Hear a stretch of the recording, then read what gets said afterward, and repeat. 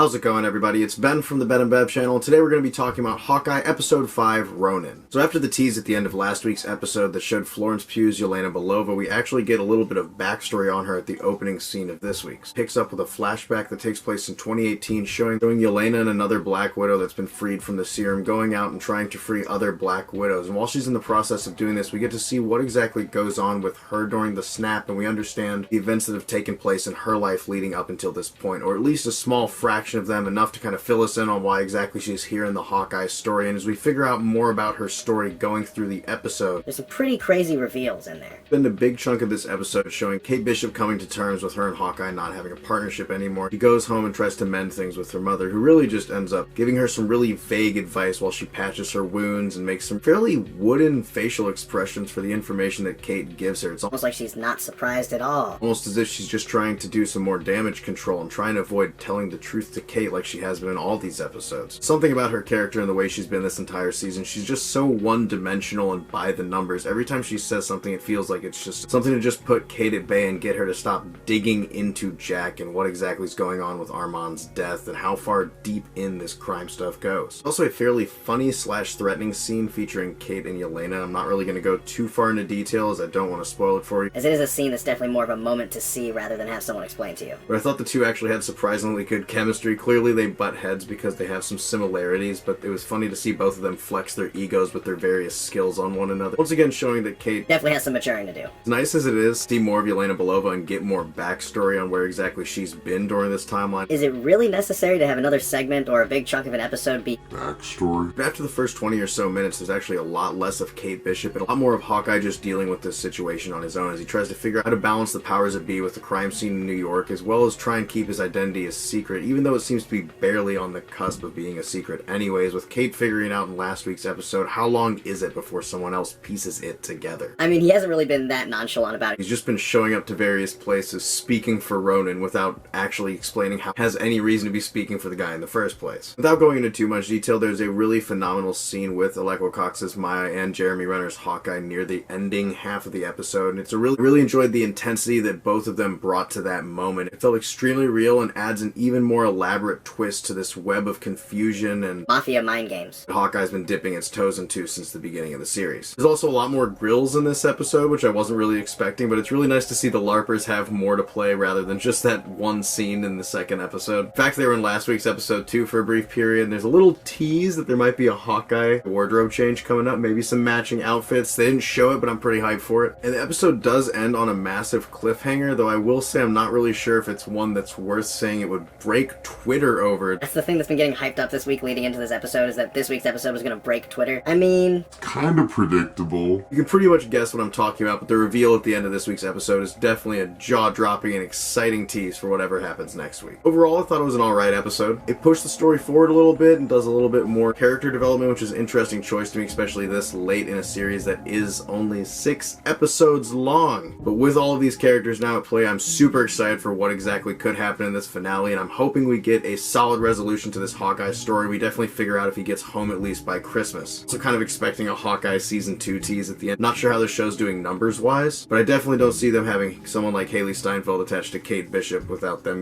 wanting to use it again. What did you guys think about Hawkeye's 5th episode? Let us know in the comments below. See you later this week for our Spider-Man No Way Home review. Finally. We'll see you guys next time. Ben and Bev, out.